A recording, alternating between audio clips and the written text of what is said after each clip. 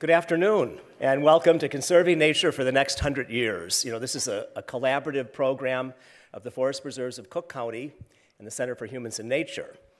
So, over 100 years ago, a group of visionary leaders, among them Dwight Perkins, Jens Jensen, Daniel Burnham, Jane Addams, and many others, had a very holistic view of society, and they recognized that access to nature, that having quality open space close to where people live was an essential, not a luxury.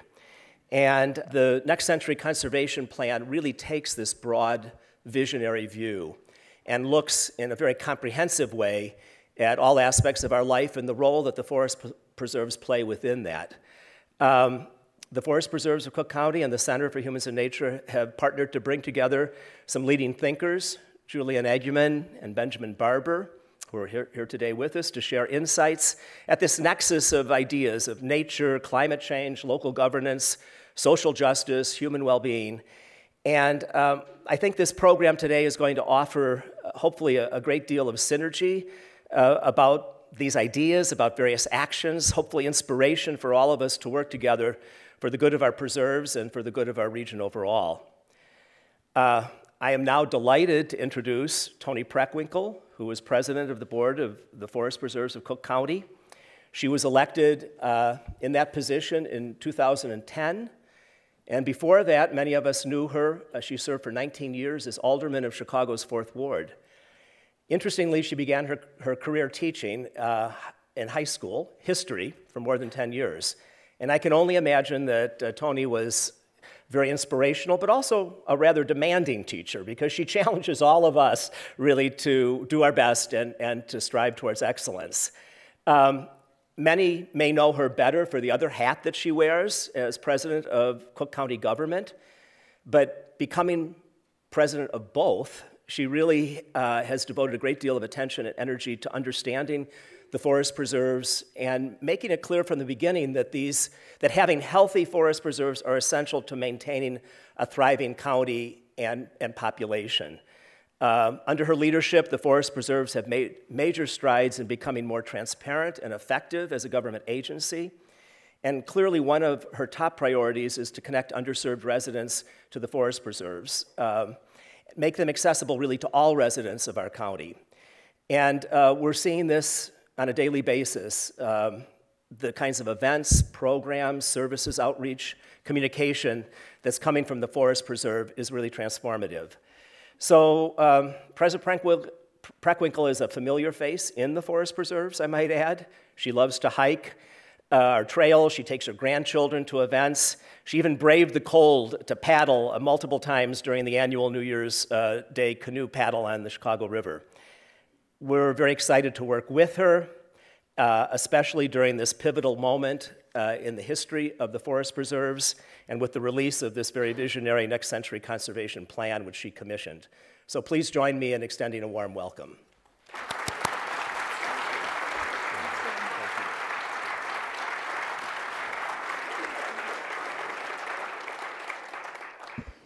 Good afternoon. Thank you, Jerry, for that kind introduction and for all the work that you and Open Lands do to improve the quality of life for people living in our region. I want to welcome everyone to Conserving Nature for the Next 100 Years. I'd like to extend special thank yous to our co-host, Dr. Brooke Hecht, and the staff of the Center for Humans and Nature. I'd also like to welcome and acknowledge the esteemed scholars who will be presenting their work today, Dr. Benjamin Barber and Dr. Julian Egumen, and our special guest, Steve Paulson, executive producer of the public radio program To the Best of Our Knowledge, who will be moderating the panel. Today's program is part of a multi-year celebration of the 100th anniversary of the Forest Preserves of Cook County.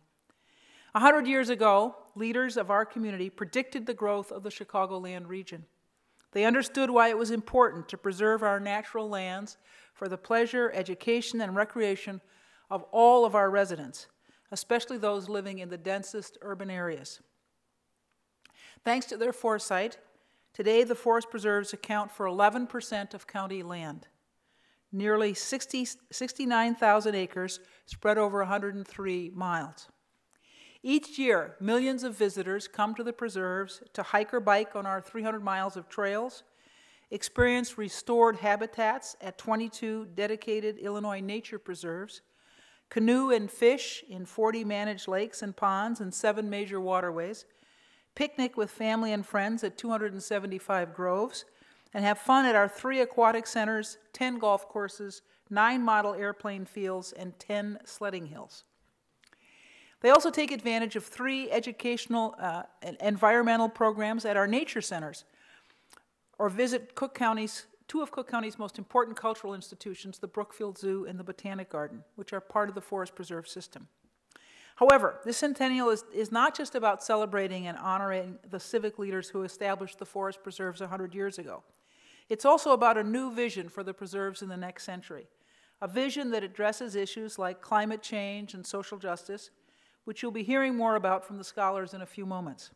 In short, this is our chance to celebrate and create a blueprint for conserving our preserves for the next 100 years.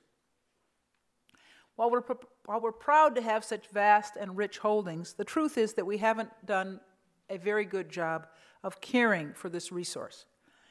As our natural lands degrade, areas that were once wildflowers, grasses, and oak trees have become overrun with invasive species, such as buckthorn and garlic mustard. In fact, according to a recent study, only about 3,000 of the approximately 55,000 acres of open space are in good ecological health, so less than 10%. Furthermore, a significant percentage of our residents don't recognize what a treasure they have in the forest preserves. Many of the millions of picnickers who visit our preserves each year have yet to discover nature beyond the groves. Public transportation options to the preserves are limited, and the majority of our holdings are difficult to navigate. And years of mismanagement have eroded public trust in our agency. At the beginning of 2013, I appointed a group of 15 civic leaders from a variety of professional disciplines, including business and entrepreneurship, education, design, planning, public health, finance, and labor, to serve on a special commission on the future of the forest preserves. Their charge was to develop a next century plan that was both ambitious and visionary and would strengthen the forest preserve's position as the region's premier natural, educational, and recreational treasure. Last month, they presented me with a bold and new visionary plan that we'll be taking to our Board of Commissioners.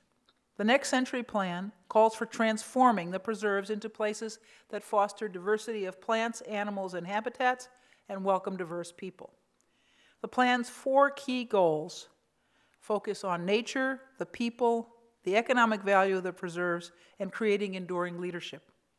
It's intended to be a blueprint with measurable results and ambitious targets to be reached in 25 years, such as restoring 30,000 acres to excellent ecological health, up from our present 3,000.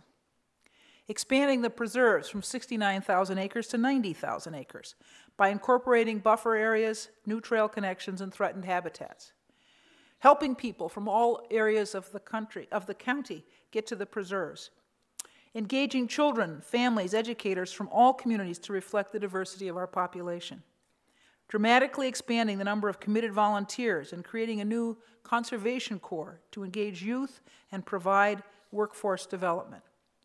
Supporting the development of nature-related businesses to enhance the visitor experience and provide economic development. And finally, to establish an advisory council to provide continuous conservation leadership and expertise to our staff and Board of Commissioners that transcends politics. We're excited about this plan, and I'm very grateful to the civic leaders and organizations and staff who have challenged us to be as visionary as the Forest Preserve founders were 100 years ago. I'm committed to working with the Forest Preserve General Superintendent, Arnold Randall, his staff, and public and private partners to implement the goals outlined in the plan to ensure that we are leading the way in conserving the nature for the next 100 years. After the speakers, you'll hear more from General and Superintendent Randall, who can talk about some of the specific initiatives that were outlined in the plan that we're already in the process of implementing. And let me just say, I'm very grateful to Arnold and to all of the staff at the Forest Preserve District. When we came in, we knew we had to make some changes in leadership, and I'm grateful to him and to Mary Laraya, who's since gone on to other pursuits, for their leadership of the forest preserves over the last 3 years. I'm grateful to both of them. And I want to thank all of you in this room, many of you who have been committed to the effort of protecting and introducing people to the forest preserves for a lifetime. And to those of you in the audience who helped shape this plan, thank you in particular. I sincerely appreciate your participation in the process, and thank you again for joining us here today. I want to acknowledge, I understand that Commissioner Shore is here, Deborah Shore. Why don't you stand up, Deborah? This is Commissioner Deborah Shore.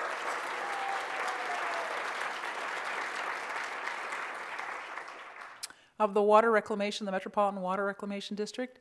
She is, as many of you know, a staunch supporter of preservation and conservation efforts and is always a regular at this kind of thing. So thank you very much, Deborah. We appreciate it. Thank you all.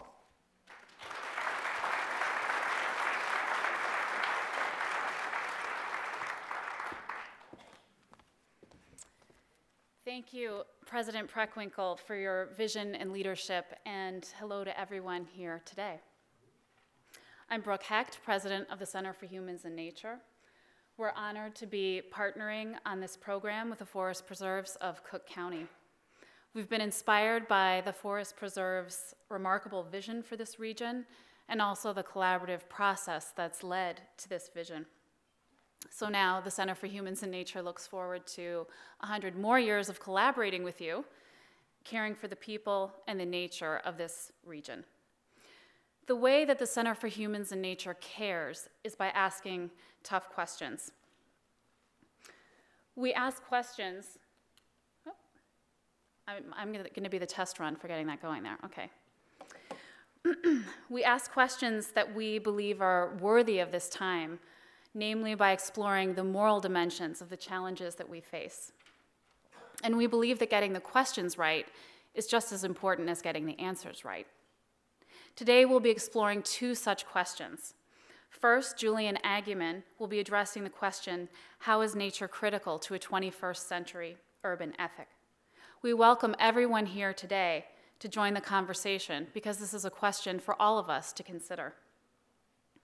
Why is it that we feel our region would be impoverished without the many other creatures and plants who share this place with us? How is it that we know we humans are impoverished by the economic and social injustices that need not be woven into the fabric of our landscape? Our region claims a heritage of grand visions and great actions, so we must ask ourselves, what kind of land ethic is worthy of our time now? What is an urban land ethic that honors the diverse cultural and natural heritage of this place?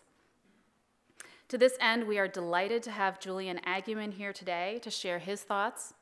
Julian is Professor of Urban and Environmental Policy and Planning at Tufts University. He is one of those rare and much needed interdisciplinarians.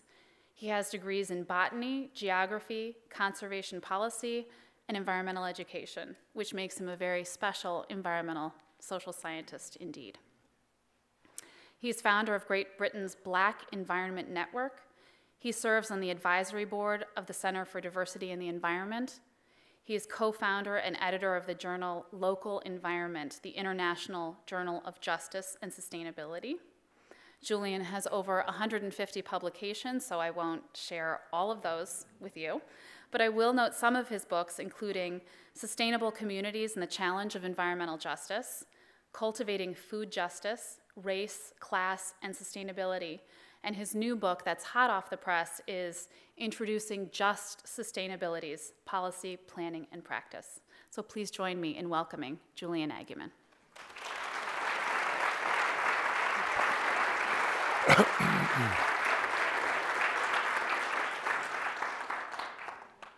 Thank you. Thanks for the introduction, and thank you, Chicago. I was, I think, one of the last people to get out of Boston this morning, so I'm glad to be here. If I were to go out on Michigan Avenue right now and ask 10 people what sustainability means to them, the word environment would be uppermost. Environment. And sustainability is about the environment, but it's about so much more. It's about equity and social justice as well. And I don't need to tell you, living in the city that you live in, how important issues of equity and justice are in issues of access to quality environments. So I'm going to make the case that environmental quality and human equality are actually linked. It's not necessarily a causal link, but there is a correlation between environmental quality and human equality. So my talk is called Toward Just Sustainabilities. I don't like to have to put a prefix to the word sustainability. I would like to just use the word sustainability and everybody understood it as a broad concept. But I put the word there to counteract this oft-used prefix, environmental sustainability. So what do I mean by just sustainability? Well, just sustainability is improving people's quality of life now and into the future in a just and equitable manner while living within the limits of ecosystems. So don't get me wrong. Living within the limits of ecosystems is our umbilical cord. It's the connection to the planet, but we need to consider social justice considerations. Much of what I see as sustainability has what I call an equity deficit. There is a deficit of discussions around social justice. So with that, let me go on to my talk.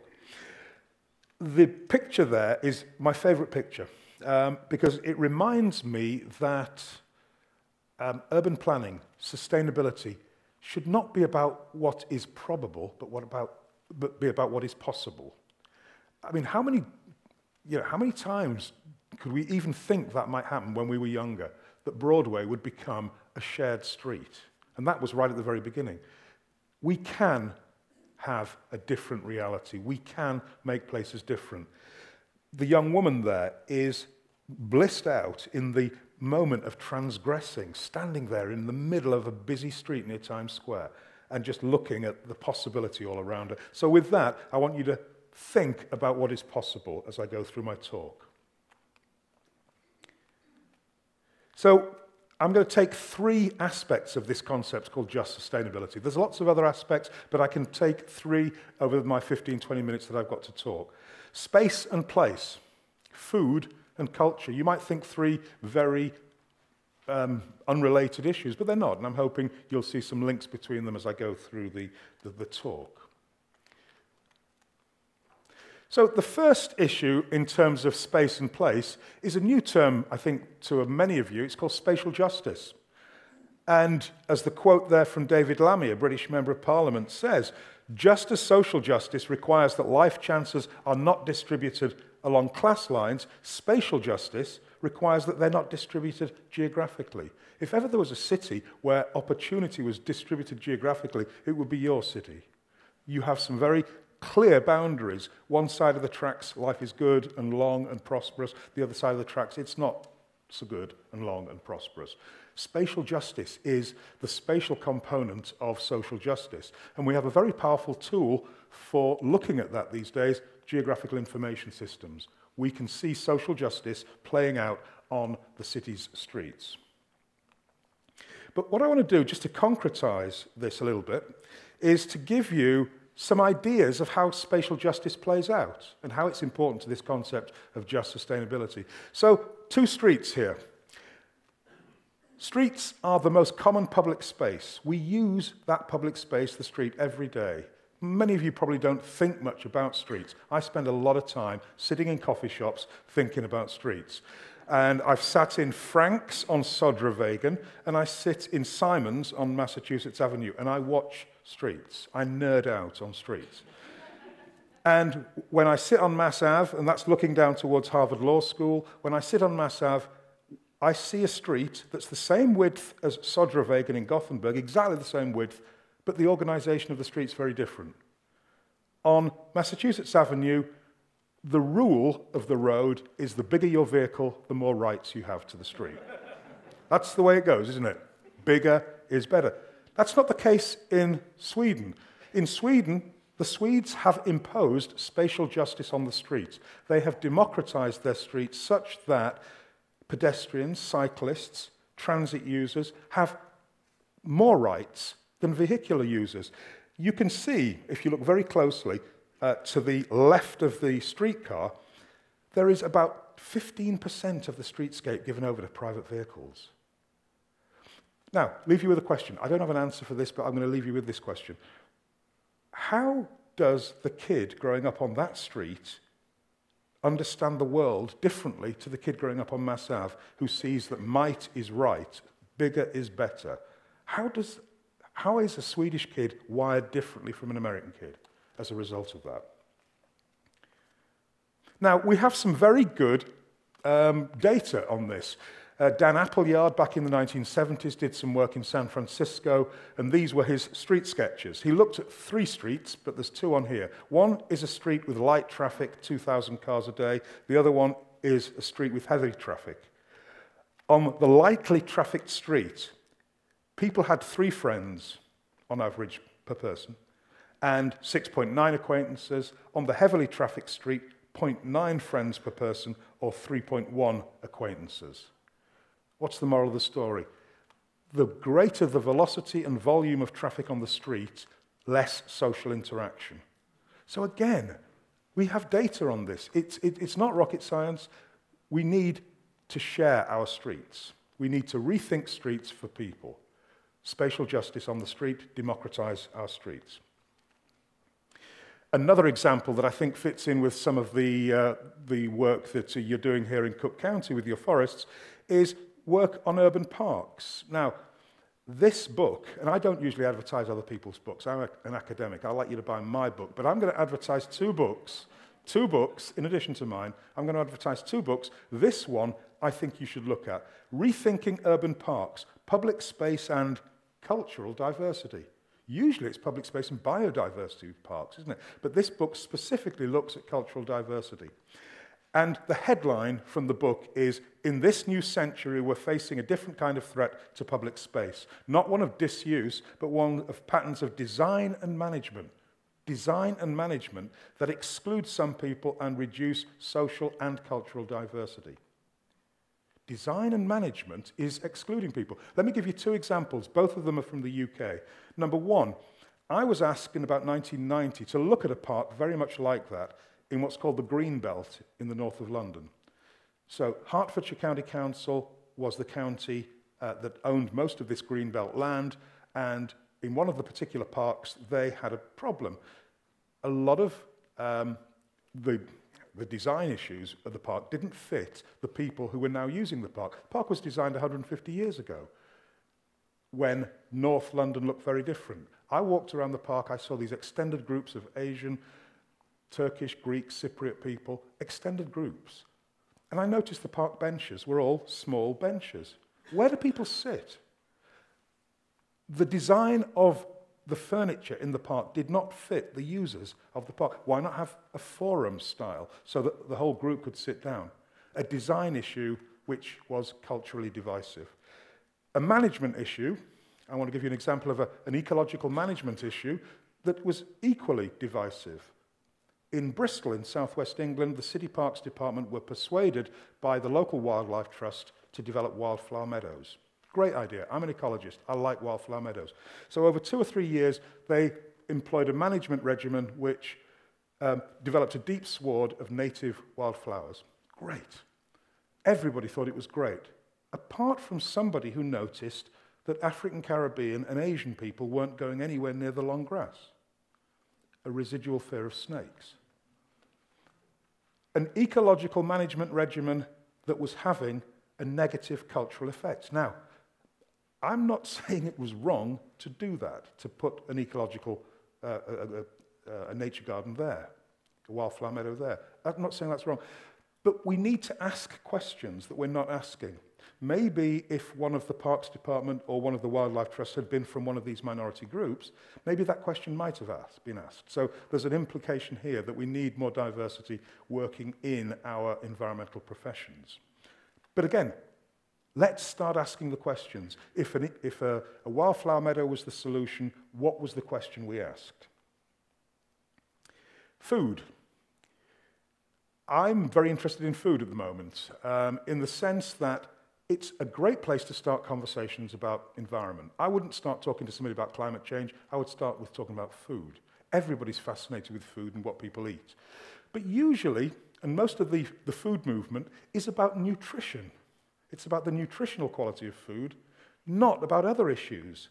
What about food as performance? These two women are from Oaxaca in Mexico, and they've created this little garden. What they've done is they've created, or they've performed their identity on the landscape. That's what an autotopography is. Autotopography is inscribing one's culture and one's self, one's community on the landscape. It's about making a place, and it's very important for these immigrants because not only do they want to eat culturally appropriate food, but they want to create a little bit of home here.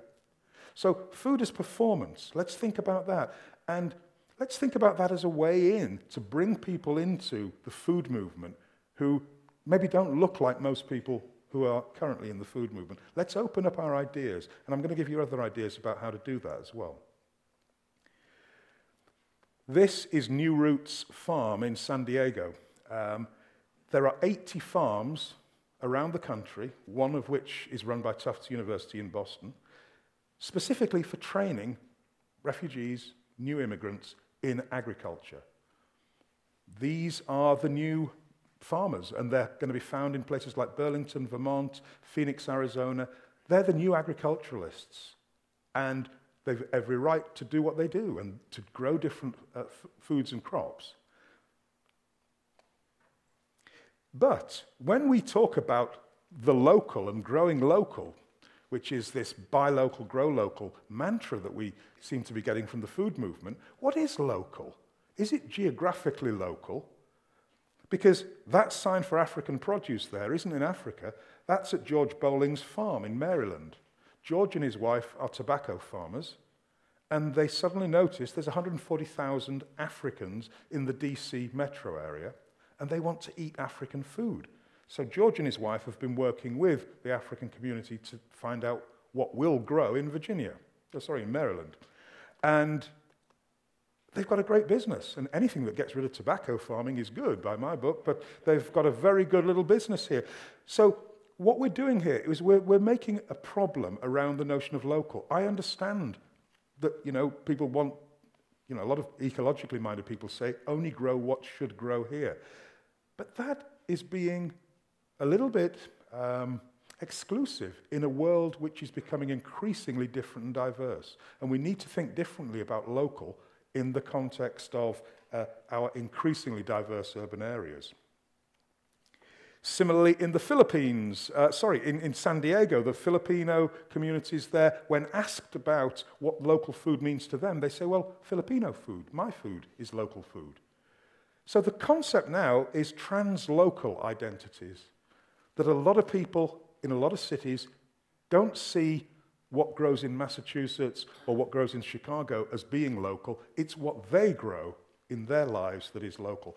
Again, there's a notion of reflexivity here that I think we need to take into account when we think about some of the imagery we put forward as what's wholesome food. The final area that I want to touch on is this notion of culture. I'm really interested in the notion of interculturalism. In Europe, it's seen that multiculturalism has failed. Multiculturalism, we used to joke in London in the 80s, was steel drums, saris, and samosas. That was what multiculturalism was about. And that you had those at school, and then you sort of dressed up and played steel drums and ate samosas, and that was multiculturalism. I'll carry on. So the idea, though, now is that worked for a while. That gave us some thought about difference and diversity. But what about changing the institutions around us? The institutions, if they don't change, then we're not going to change our societies. And I give the example of Boston. Boston is now a majority-minority city. But the institutions haven't changed in recognition of that. The institutions haven't changed a bit. We still think of Cheers and Ally McBeal, but we don't think of all of the difference that is in Boston. Boston is now a very different city to when I came there 15 years ago, and it will be different in 15 more years. Now, another book I'm going to publicize here is this one, The Intercultural City, Planning for Diversity Advantage. It's a fabulous book, a really easy read that really asks the question, at what point do cities start to see diversity as less of a cost a drag on scarce resources, and a mind-numbing complexity, and start to see it as a force, a resource, and an opportunity. Now, let's take a step back. 40 years ago, most multinational corporations looked at their workforces and realized that diversity was an issue. But they didn't do it just through some altruistic notion. They did it because they wanted to get into new markets. And the best way to get into new markets is to start looking like the people you're going to sell to. So 40 years ago, most big corporations started to look at diversity, not only to get into new markets, but a lot of research in business journals has shown that creativity and diversity go together. The more diverse your workforce, the more creative it can be. So businesses get it. Why don't our cities seem to understand that? Why do most cities still manage diversity, tolerate diversity, but don't fully embrace diversity as being something that is an opportunity, a resource? And I think of cities around the world. I don't know many cities that really embrace diversity. Maybe Toronto, maybe London, although Rob Ford is taking the lead in taking Toronto's diversity to different levels. But I think, and maybe Amsterdam, so there's a few cities around the world that actually do embrace it. But think about it, and you know your city better than me. Do you embrace diversity? I remember one great day that I had in Millennium Park, and there's a sort of sculpture, and it morphed into all the different faces. I thought that was fabulous, a real statement of presence. So what I want you to think about, though, is this idea of the intercultural city ecosystem. One of the pieces that I wrote for the Centre for Humans and Nature was about this notion that, and we've heard the concept of native plants, aren't cities places where things mix? I mean, I look at cities around the world, and there's some very interesting stories of plants. For instance, there's a plant called Oxford ragwort. Doesn't that sound English? Oxford ragwort. It's actually from Mount Etna. It's from the slopes of Mount Etna, and it's spread in England with the railways because the fire used in the fires in the fireboxes in the trains mimicked the volcanic slopes of Etna. So you can trace this plant around Britain. Okay, you can trace it by the advent of the railways. Now, what a great story to tell kids. The linkage between economic development there and a non-native plant. And so I worry a little bit when we talk about purity in nature when we have diversity in our cities. So my concept then is the intercultural city ecosystem. And I think if you start to think in those broader terms of culture and nature, you come to this conclusion that our cities are places where things mix. And that's a lot of what makes them very exciting. And if you want to read more about this, really read this book. I think this is the one I've been saving till last. I kept the best till last. Introducing Just Sustainability's Policy Planning and Practice. Thank you.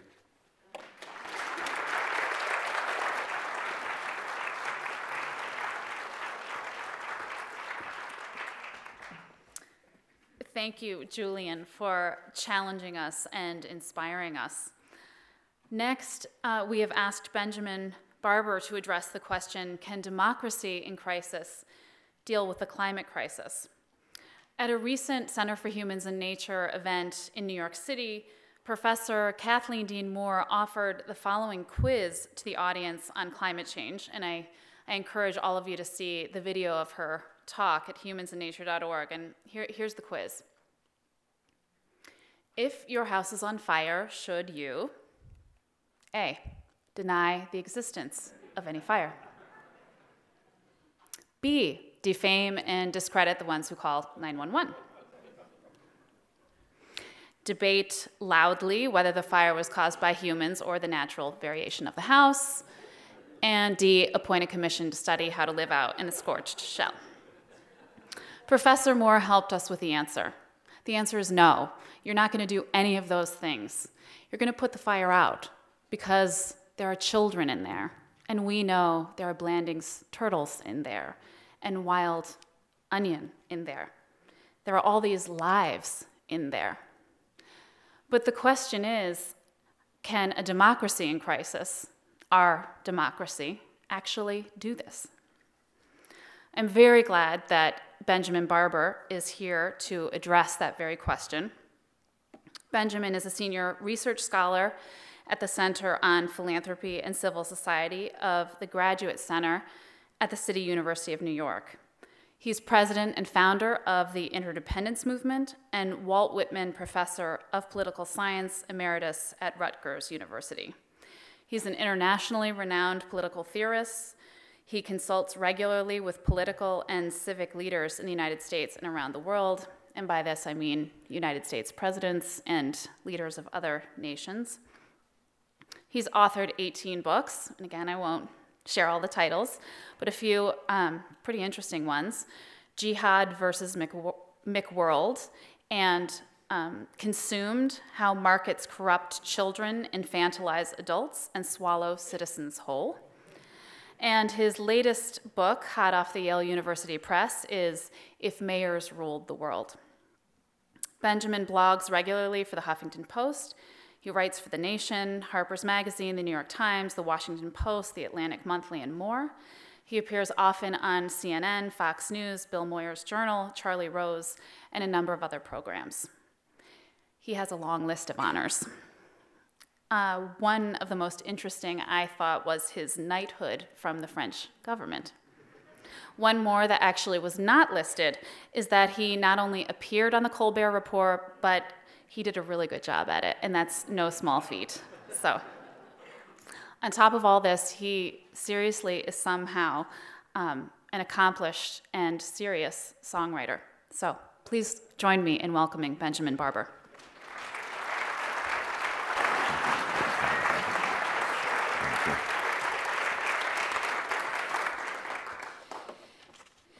I won't be singing this afternoon. Sorry, but you'll be glad.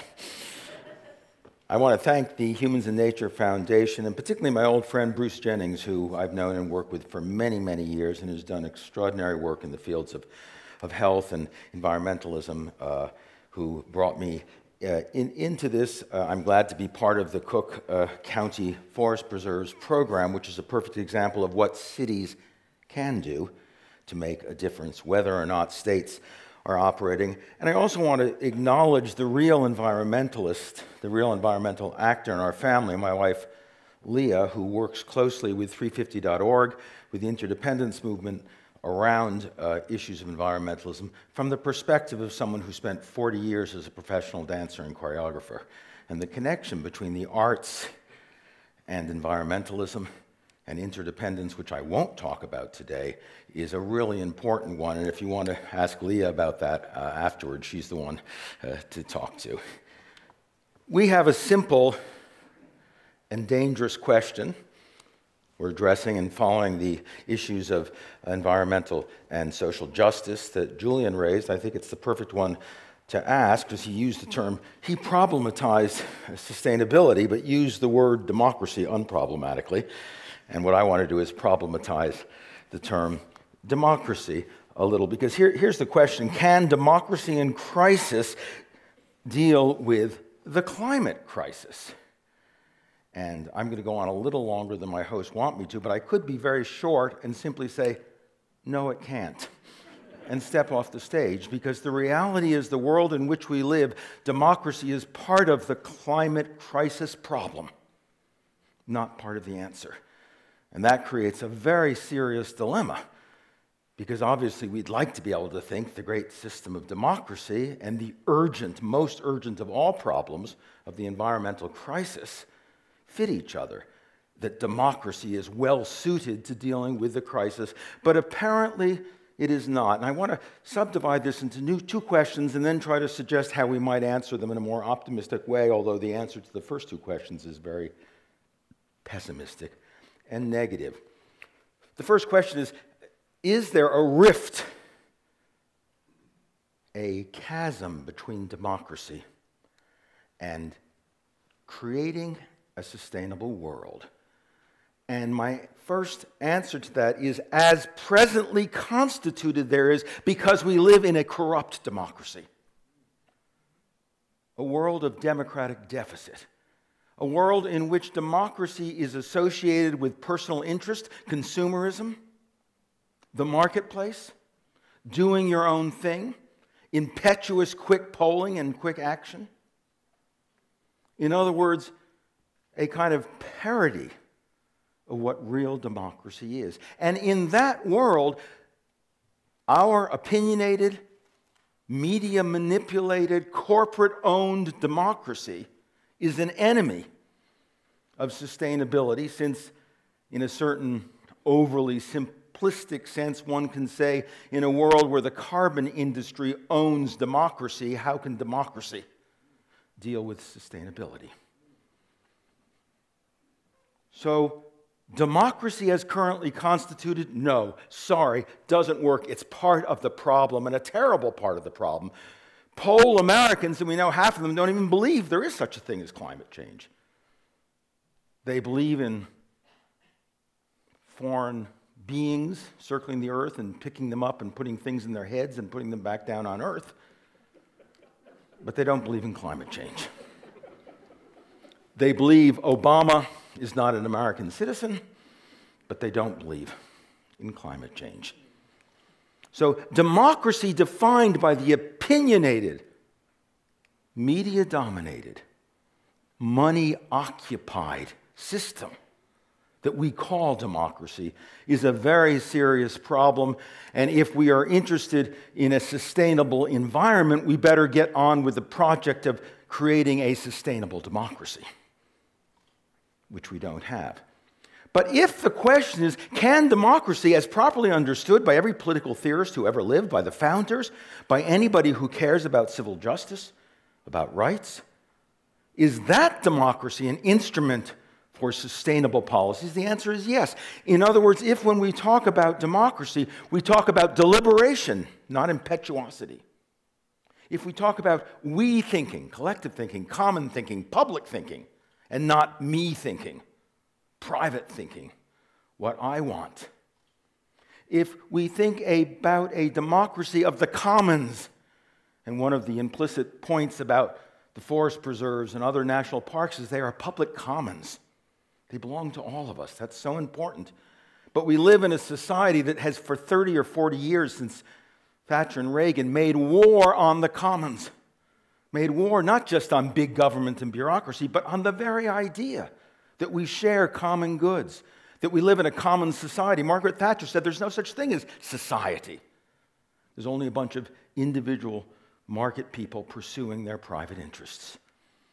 And under those circumstances, democracy can't work. When and if we were to constitute democracy in accord with the great principles by which it was originally conceived and designed by Rousseau and Tocqueville and the American founders and others, we would have a precise way of thinking, not short-term but long-term, thinking not about me but about we, thinking not about this generation but about the next generation and the one after that.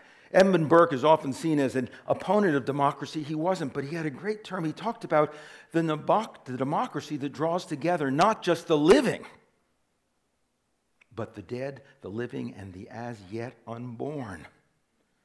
The obligations of democracy extend to those who are not yet born. And when we think that way, we're thinking sustainably, we're thinking ecologically, we're thinking environmentally.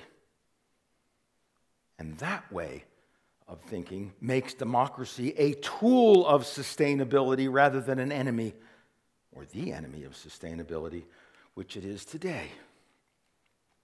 But there's a second aspect to this question of can democracy in crisis deal with sustainability? And I put it this way: can democracy within the bounds of the sovereign nation state alone deal with the climate crisis?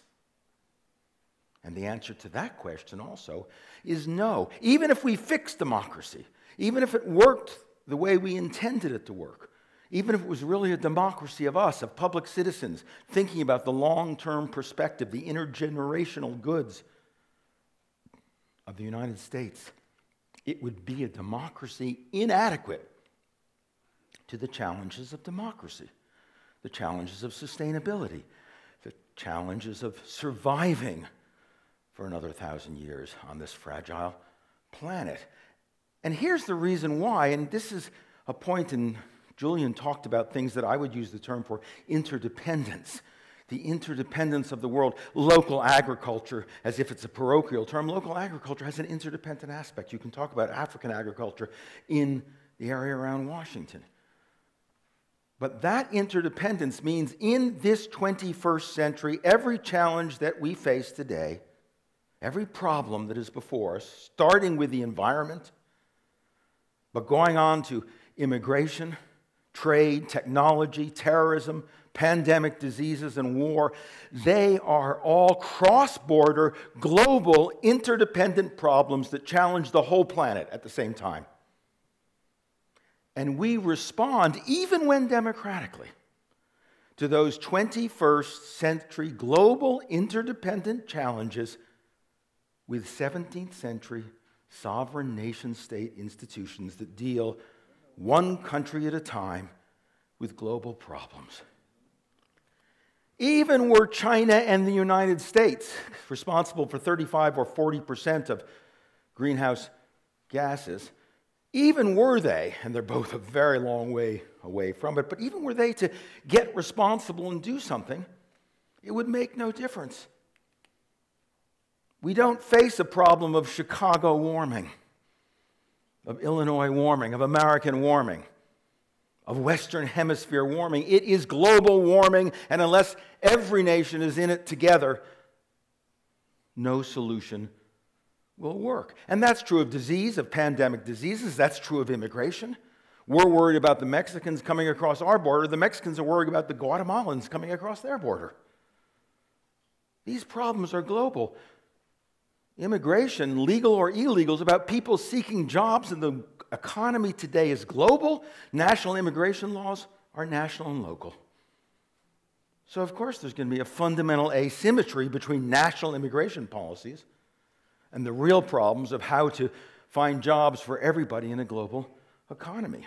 Interestingly, the so-called undocumented workers, the illegal immigrants, understand globalization and interdependence better than the national legislators who make laws trying to keep them out to.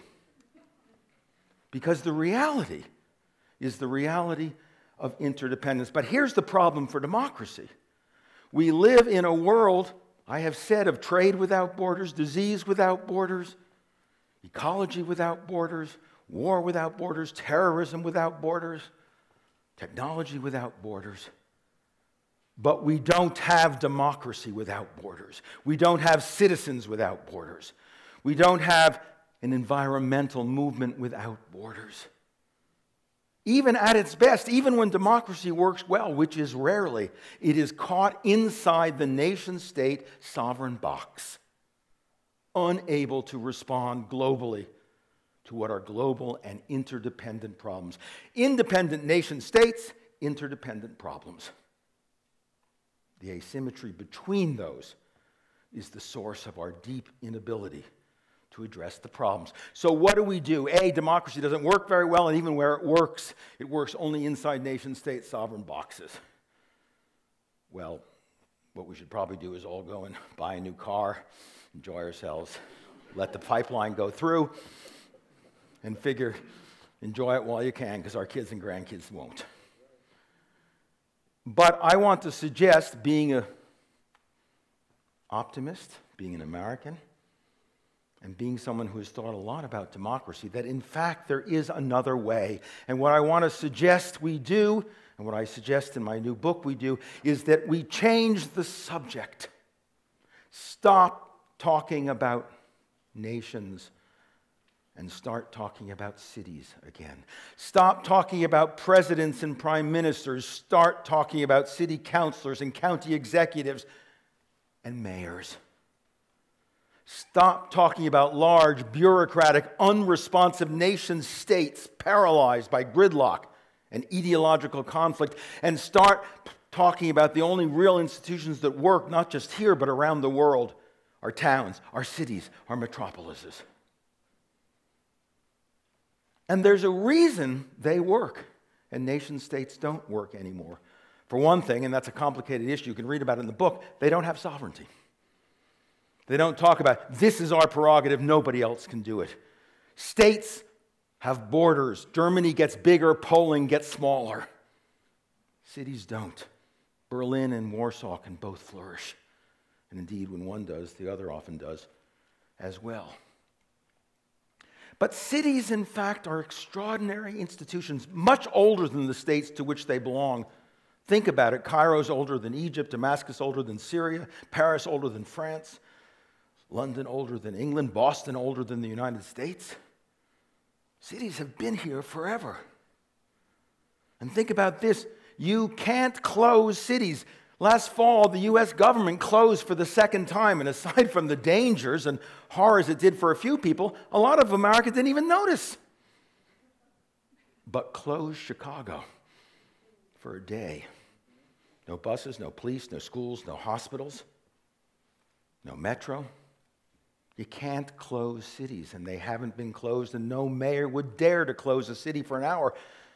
Neglect a few streets being plowed in a snowstorm, and as de Blasio has already learned from the East Side, you're in trouble. John Lindsay basically lost his popularity in the 60s because he didn't plow Queens. You got to, if you're a mayor, solve problems. Mayor Nutter of Philadelphia said not so long ago, we could never get away with the crap they do up there in Washington. We've got to make our cities work. We can't stand on principle and say, I'm not going to do that because I don't believe in that. I'm going to paralyze. I'm not going to pay the bills. Because our citizens wouldn't stand it. Cities are where the rubber hits the road. Cities are where we live. And it's natural that we're more indulgent of the paralysis and gridlock of the nation state. Because at the nation state level, it's a great distance. It's about taxes. It's about war and peace. It's about distant politicians and bureaucrats. But cities are about us. We're born in cities, raised and educated in cities. We get married in cities. We get jobs in cities. We pray and we play in cities. We make love in our cities. We get old and we die in our cities. Obits don't say, Pete Seeger died last week in America. They talk about the Hudson Valley. They talk about the towns from which people come. We identify ourselves by our city. We have an attachment to them. And that makes mayors a different kind of politician, and that's true of city councilors and county commissioners as well, than national governors, because mayors are our neighbors who are taking time to do some work on our behalf and with us to make the cities we all live in work. That's why it's extraordinary. Trust levels in American cities and around the world remain at 70 and 80%, whereas the trust in the Supreme Court is in the 40s. President Obama's in 38%. The U.S. Congress, which we elect, has an 8% trust level. We choose the people and then say, oh my God, I sure don't trust them. Because the minute they get to Washington, we kind of feel we lose them. And that's what the Tea Party's doing so successfully. Except their people get to Washington too, and then we lose them the same way. But we don't lose our mayors and city councilors. They're part of us. They're with us. When Cory Booker was mayor of Newark, several times on the way to work, he got out of his car. Once he stopped a mugging, and another time he went into a building and pulled out a couple people who were in a smoking building and unconscious. Imagine the Secret Service letting the president get out of his car and run in and pull someone from a smoking building. You know, when there's trouble, the Secret Service has to take the president the other way. That's the way it is. Not so with mayors, because they are neighbors, they are us, they are one of us, and we trust them. And they end up not being very ideological. Mayor Bloomberg was a Republican, then a Democrat, then an independent. Boris Johnson of London calls himself an anarcho-Tory. I don't know quite what that means, but he kind of is. He's a bit of a clown. He's a libertarian, but he's a kind of Tory as well. But the real thing is he's a guy who wants to make London work.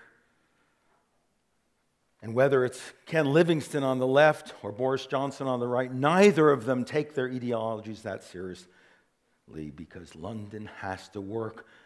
So cities are places that work. Cities are places where things happen, and cities are also places where democracy is still possible. If you want to look at some interesting things, look up Google participatory budgeting. It started in cities in South America in the 60s and 70s. Today, it is in many places around the world. It means you turn over part of a city budget, part of a district, a local council budget, to citizens and say, you decide. You spend the money. Where you spend money is really what political power is about. Share it with us. Participatory zoning is happening in many places. And participatory forms of engagement are typical of cities, whether we're talking about PTAs or church parishes. But here's the thing. If cities still work, if they are democratic, can they, as small democracies, impact climate change? Can they make a difference? And there's some very good news here, which is rooted in some very bad news. The bad news is 80% of carbon emissions come from cities. But that's because 80% of GDP, and these figures are global, they're not just American, are produced in cities. 90% of cities are on water, lakes, rivers, or seas. Of course they are, because, as Julian said, cities are about interactivity. They're supposed to be about diversity. They're about the connections between us and the world. And they are on the great tradeways and roadways of the natural world on water. They always have been. The Mediterranean, the Hansa League in the North Sea, the coastal towns, the great ports, the Great Lakes here. Cities are on water. They are interconnected with one another, which makes them entrepreneurial, creative. Richard Florida has written a book about the new creative classes. He's not talking about artists.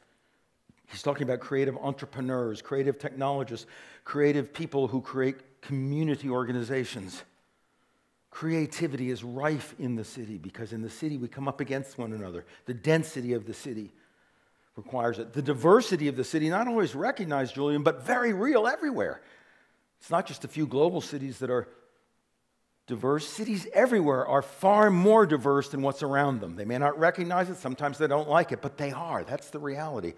And that diversity, that imagination, that creativity, and the reality of climate change in their lives means that cities can and do make a difference. I can't do it here, but in the book, I trace the experience of, for example, Los Angeles, that under Mayor Villaraigosa greened up its port, got the big freighters and oil tankers to plug in rather than idle while they offload cargo. New York, which took the oldest housing stock in America, business and residential, and put new insulation in that saved about 10% of the energy spent on air conditioning and heating every year. Bogota, which put in surface lanes above ground that are like subways, corridored off, fast, good public transportation that took cars off the road. Hamburg, that has turbines, wind turbines inside of town, and zero-emission buses. And compact community zones where you intentionally put people even closer together to create a little more green space around it. Cities everywhere are finding ways through pedestrian zones and bike share systems and congestion fees and, yes, forest preserves and parks to make a direct contribution to a more sustainable environment. But even more importantly, they're beginning to deal with global gas emissions, with CO2, which is the real enemy of the future, and the carbon industry, which is the real enemy of the future. California and a number of its cities have set higher emission standards for vehicles than anywhere else, and that forced Detroit to make vehicles with higher emissions for everybody because it's not worthwhile to do it just for some people. De Blasio right now in New York is forcing a higher minimum wage, not just for city workers, but anyone who does business with a city. And that will have an impact on workers and on jobs. Mayors can do it, cities can do it, citizens of cities, and remember the etymology, city and citizen. They go together, which is why Alexis de Tocqueville said, liberty is ultimately municipal.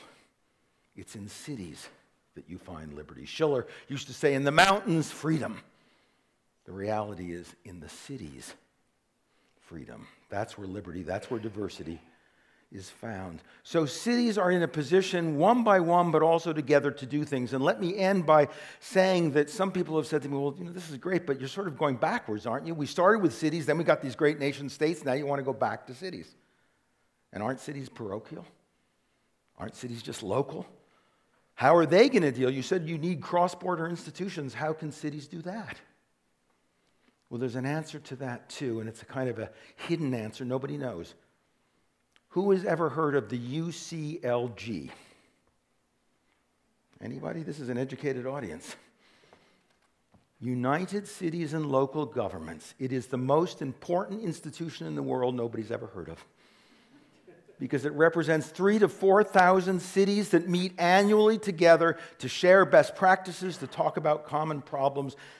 And there are 2 or 3 dozen institutions like that, including ICLEI, the Environmental Organization for Cities, the C40, started by Bloomberg and Clinton, some other mayors years ago, which work together specifically across borders on climate change. One by one, cities can do a lot. Together, they can do more, and they're not afflicted by sovereignty and envy and rivalry and competition. There is, of course, competition between cities, but it's a race up, not down.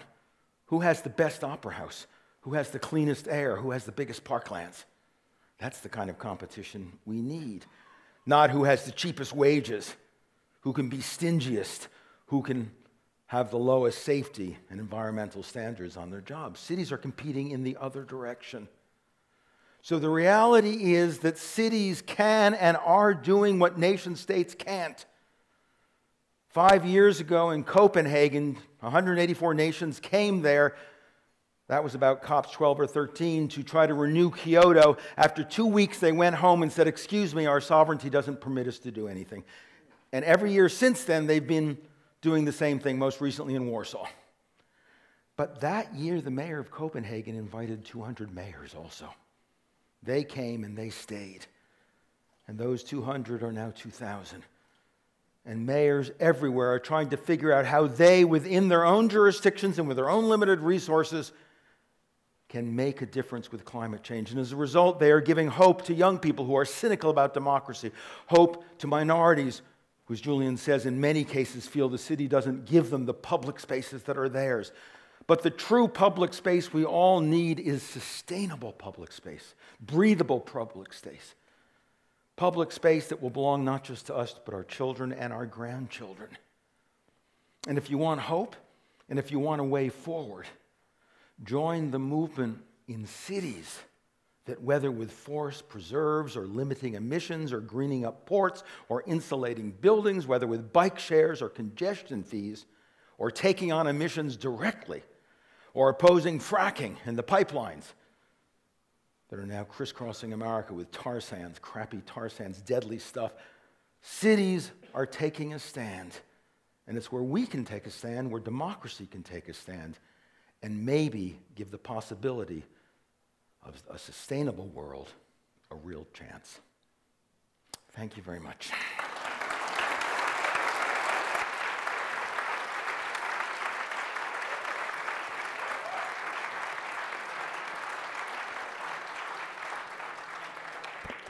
Well, I know I'll never think about geography and democracy and a sustainable future in quite the same way again. And thank you very much, Benjamin. It was a very powerful overview, and I think gives all of us hope. I mean, we in this room work in this city, in this county, in this metropolitan region, and there's a lot of good things happening, a lot of challenges, but clearly what we're doing is important, and you've reaffirmed that, and thank you.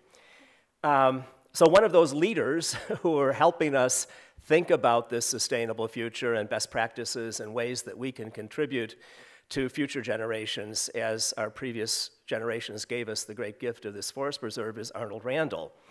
And Arnold has been the general superintendent now of the forest preserves of Cook County since 2010, when he was appointed by President Tony Preckwinkle. And prior to that, many of us had worked with Arnold in a variety of ways. He served the Chicago Park District, the University of Chicago, the City of Chicago, Department of Planning and Development, and other arenas. And he's brought just tremendous dedication and really strong leadership to the helm of the forest preserves. He's modernizing the way this agency conducts business, kind of refocused its resources on restoration of important natural areas, our prairies, our woodlands, our wetlands, but also engaging the public as well as the conservation community in implementing this ambitious agenda that President Preckwinkle is spearheading. And not surprising, his background is in urban planning. He's championed a series of new master plans for the Forest Preserve focused on recreation, camping, land acquisition, capital improvement, natural and cultural resources, and of course the capstone is the foundation for our meeting today, the Next Century Conservation Plan, a plan that really the Forest Preserve hasn't had the likes of since it was founded. We see him at public meetings and events all over. He chairs Chicago Wilderness, this broad coalition that's looking at the four-state metropolitan area, the southern shore of Lake Michigan here. But we also see him out in the forest preserves a lot, in his blue jeans, his boots, his sweatshirt, you know, keeping in close touch with his staff, with all of us who use it, the volunteers, understanding the complex and challenging issues related to stewardship and volunteerism. You know, he even was involved in a prescribed burn last fall and so many other activities. It's a hands-on management style. We're fortunate to have him, and please join me in welcoming Arnold Randall.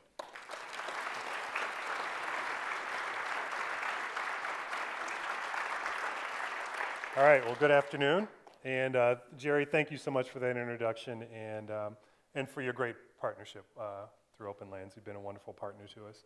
I also want to thank Julian and Benjamin for their thought-provoking conversations. I think the issues you touched on, and I know you could probably talk for hours and hours about it, and I could listen for hours and hours, were inspiring but also sobering. You know, you gave us a lot to think about. And it wasn't a knock, Benjamin. I was just it was very interesting. But they were inspiring and sobering, and frankly, give us a lot to think about here in the Chicago region, but things that happen all around the world.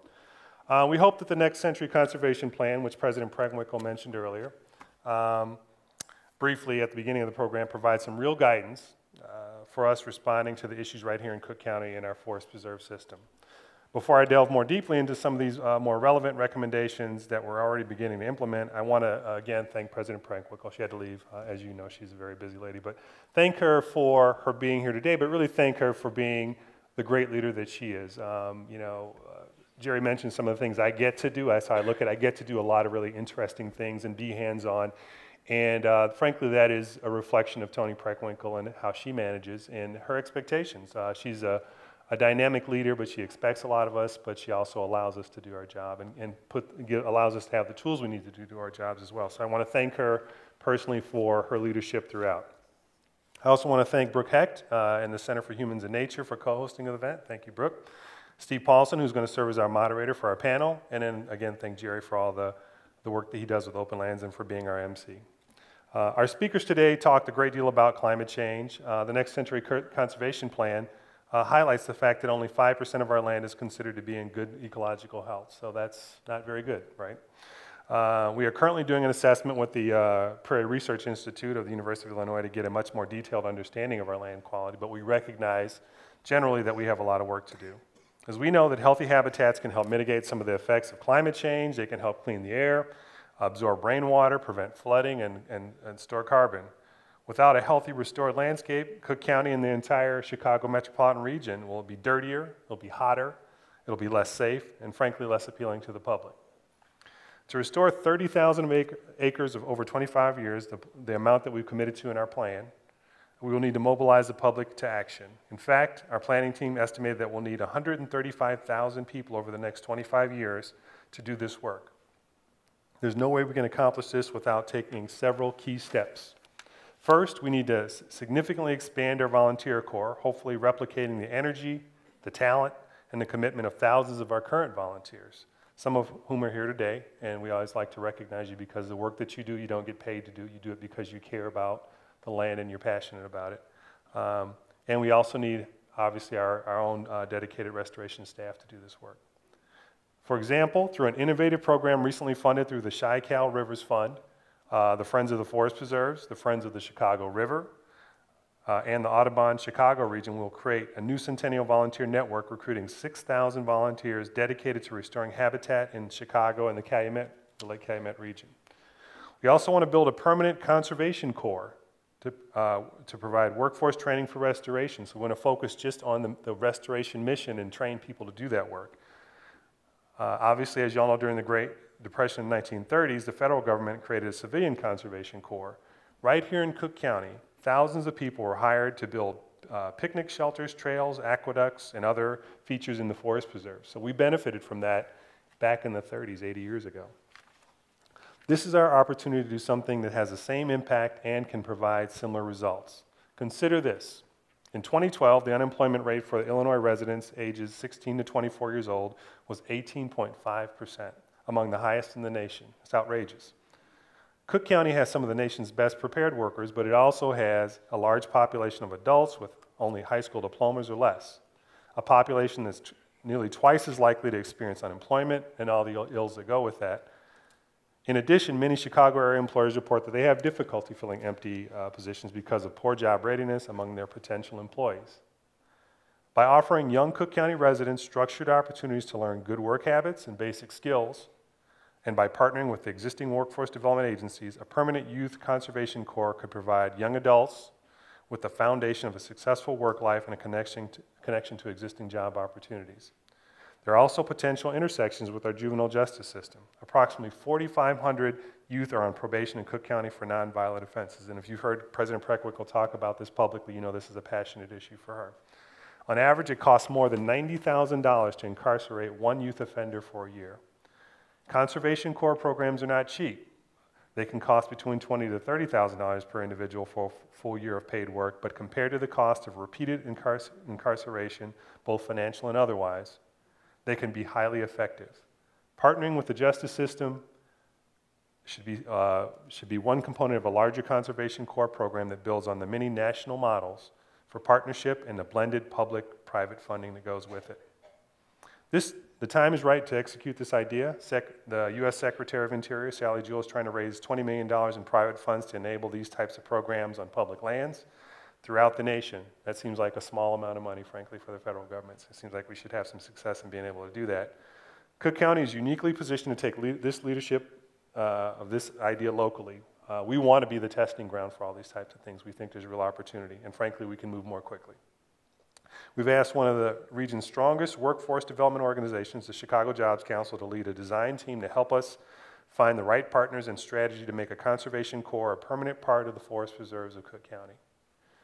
This is a practical way that our local government agency can help address both climate change as well as other social justice issues that are plaguing not only the Chicago area, but major cities around the world, and you heard some of that earlier. We hope this effort can serve as a model for other local governments confronting these same challenges. The plan also makes it clear that protecting more land is critical. While the forest preserves here in Cook County account for 11% of the county's land, nearly 69,000 acres, it's not enough. In fact, Cook County residents have a significantly lower acreage of forest preserve land per capita than any of the other surrounding county forest preserve systems, so we've got a lot of work to do. The Chicago Metropolitan Agency for Planning and Chicago Wilderness have identified an additional 21,000 acres that are currently unprotected and provide critical habitat or buffers or connections for trails. Protecting new lands will have a significant future benefit for such increased property values, reduced flooding, and more recreation opportunities. In addition, improving connections between the forest preserves and to people where they live. To acquire additional acreage, we need to expand our statutory authority limit from 75,000 acres, which it is currently, to 90,000 acres. President Preckwinkle has already reached out to the State General Assembly to request this legislation be acted on soon. So we've already taken action there. Another recommendation of the plan is to engage more Cook County residents in the remarkable treasures of the Forest Preserve. I enthusiastically agree that in order to accomplish what we need, we have to make the Forest Preserves more accessible to people to get to, but also to navigate once they get there. We must continue to make the forest preserves more accessible, particularly for people living in the city via public transportation, biking, and walking. Currently, only 7% of the county's residents have good public transit access to the preserves. That's clearly not enough. We have to do much better. While we don't control the transportation system, we do have relationships with multiple partners, including transportation agencies, municipalities, and townships, to make sure that sidewalks, bus routes, and good signage exist.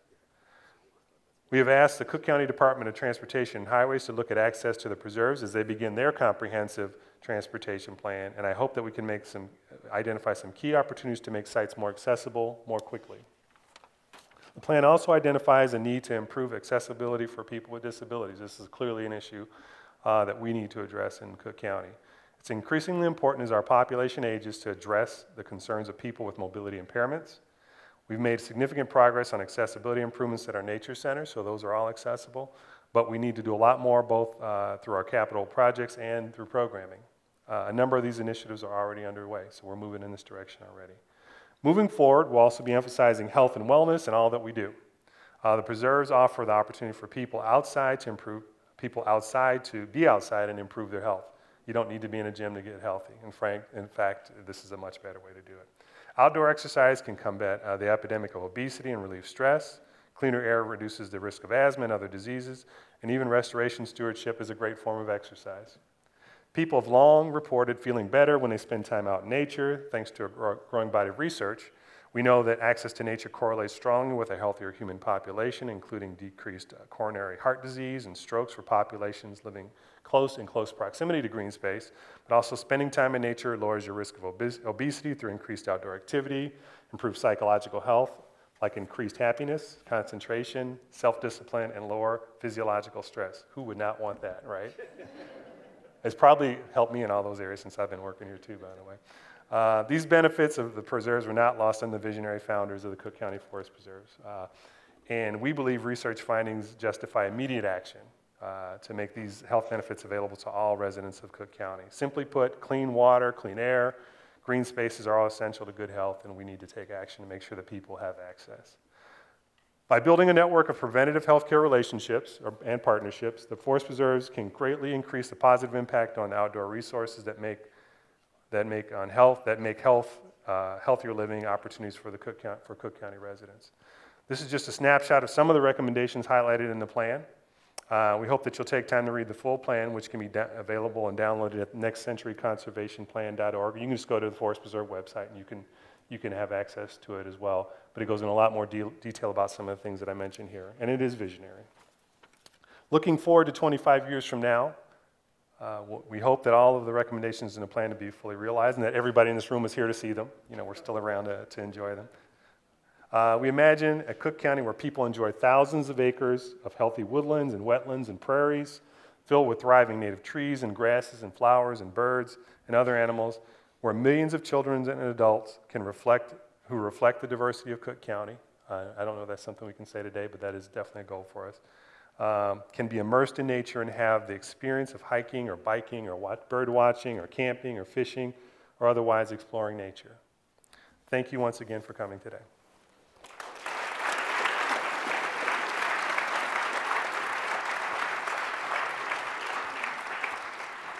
Well, and for those of us who have known Arnold for many years, look at how much happier he is today out in those forest preserves and smiling all the time. Thank you for your great leadership and for making this vision a reality. Actually, we're setting up the panel now, right? Okay, so you're going to see some activity here. And I want to urge all of you to share your thoughts. Arnold mentioned the Next Century Conservation Plan website, nextcenturyconservation.org. You'll find the detailed plan, a lot of backup material, executive summary. You can weigh in with your ideas as well. And I want to underscore the important partner that Open Lands had providing support to the commission that President Preckwinkle established, and that's Metropolis Strategies. And in particular, I want to acknowledge the incredible leadership and great vision and commitment of their Vice President, Emily Harris, who's with us today. Thank you, Emily. Here. I also want to encourage all of you to go to humansandnature.org. There you can connect with the blog posts, videos, articles, podcasts. You can share your thoughts on this question for a resilient future. And we know that the best ideas come from a rich exchange of perspectives, so we really need to add your voice to those conversations. So we're now going to have a panel, and we have a very special moderator, someone I've heard many times and only met and saw the face the first time today, and that is Steve Paulson. Steve is the executive producer and one of the founders of the public radio show To the Best of Our Knowledge. I'm sure many of you have listened to it and enjoyed it, as have I. He has been a contributing writer for Salon. He's written for Slate, Huffington Post, many other publications. And his radio reports are frequently broadcast on NPR's Morning Edition and All Things Considered. His book, Adams and Eden, Conversations on Religion and Science, was recently published by Oxford University Press.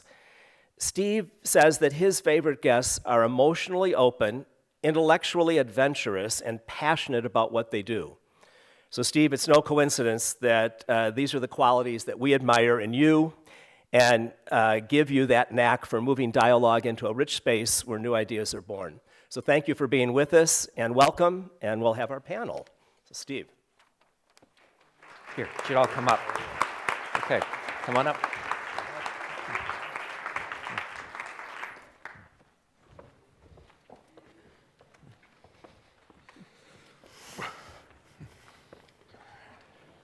Well, thank you.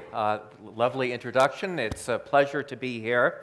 And this seems like a momentous time for us to be talking about these issues. To put this discussion in some historical perspective, 50 years ago this April, the great conservationist Rachel Carson died, 2 years after her book Silent Spring was published. And this September will mark the 50th anniversary of President Lyndon Johnson signing the Wilderness Act into law. So I thought it might be useful to actually start out by just talking about a few words that we use a lot, but I'm not exactly sure we're clear what they mean. Words like wilderness and nature. Now, the word wilderness traditionally has been used to refer to large tracts of land that are mostly untouched by humans. That definition has come under fire recently. So Julian, let me start with you. Do words like wilderness or the wild still have resonance for you, especially in an urban context? They do, but I think the word nature is a word that really does interest me. I don't think, on the south side of Chicago, you're going to be hearing a lot of conversations about, oh, I need to get out to the wilderness. You might hear people talking about what nature is. And I think what interests me about this question is whose nature? And in very diverse cities, can we agree on what nature is? Let me give you an example that in London, over the last 10 years, there's been a debate about Hampstead Heath, this beloved area of London.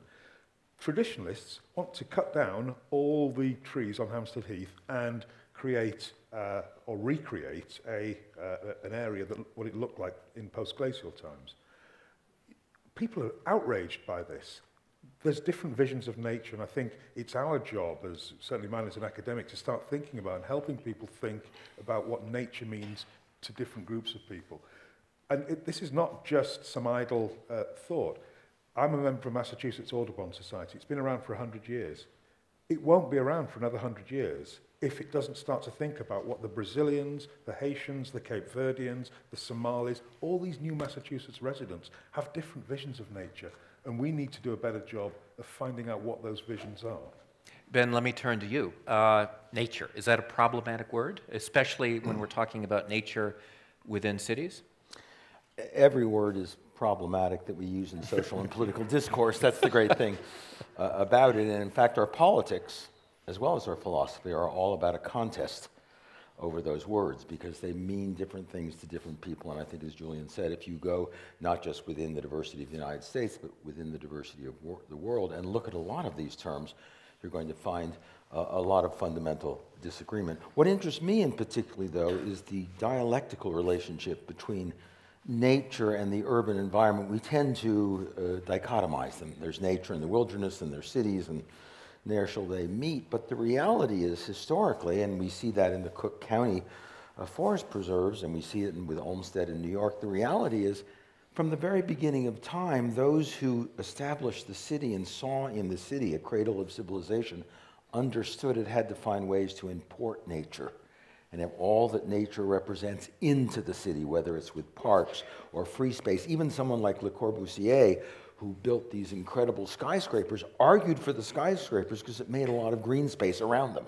So you're saying that it's not they weren't necessarily preserving the nature that was already there. They had to actually create what we would call nature. They had to recreate. I mean, the great thing is, in 1823 or 1824 in New York, before the grid had moved north of 14th Street, the plan for a great central park in New York was already in the minds of people who were able to envision, Olmsted and others who could see what would happen as the grid went north, so that the plan for a park actually came before the grid grew up. And imagine now New York City without Central Park, and you can imagine what it would look like. I have to say something that my wife would say, by the way, and she would say humans and nature and the Cook County Forest Preserves should not serve bottled water in oil-based things. Of all the places, we should know better. Arnold, let me turn to you.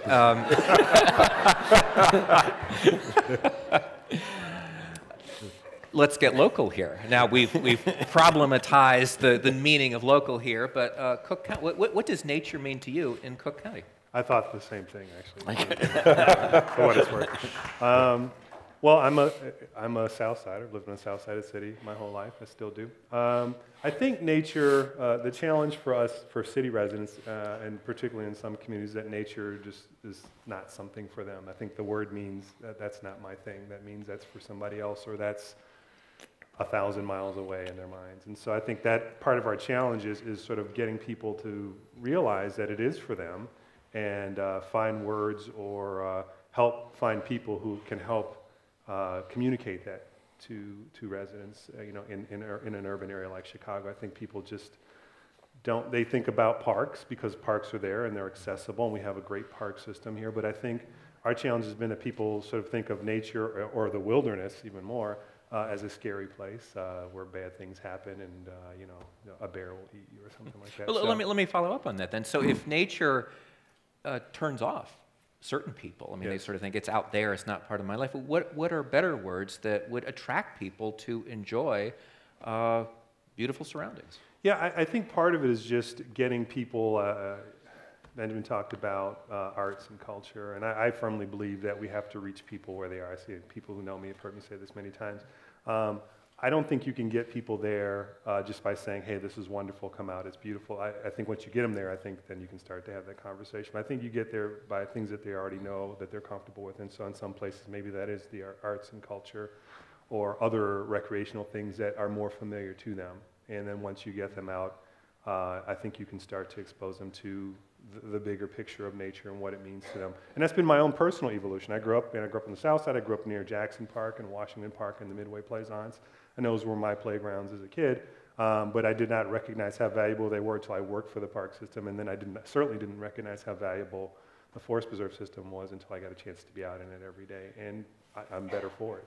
For sure. Well, if I can just say, I think there's something strange about the fact that peoples of color in our cities, whether they're African Americans or Latinos or Asians, often come from rural, country, natural settings, but in the city, nature isn't that where they came from. It's something else. It's a white preserve. It's where white folks go to do. So there's a powerful social dimension that, in a sense, alienates them from a background that, in a certain way, should be theirs. It gets lost through generations. My dad's from the South, and we went fishing, and we spent time on horses, but generationally, people lose it in the city. Whether it's an African-American thing or just in general, people lose their connection to nature in cities, which is not a good thing. I want to pick up a thread that I heard in both your talk, Ben, and your talk, Julian, and I think there might be some disagreement here. Julian, you said that cities do not embrace diversity. You said businesses get it, but cities don't get it. And then I heard Ben saying cities is where everything is mixed up. Cities are the embodiment of diversity. Very simple. Embracing is one thing, and there being diversity is another thing. What my point was, absolutely in agreement with Ben, cities are incredibly diverse places, but I was critiquing governments who do not embrace this diversity and just see it as a management issue, something to be managed, something to be tolerated. No, I want to see more active recognition and seeing diversity not as a drag, but as an opportunity. It really is something that, I actually look around now in Cambridge, Massachusetts, where I live, and there's what I call the new diversity.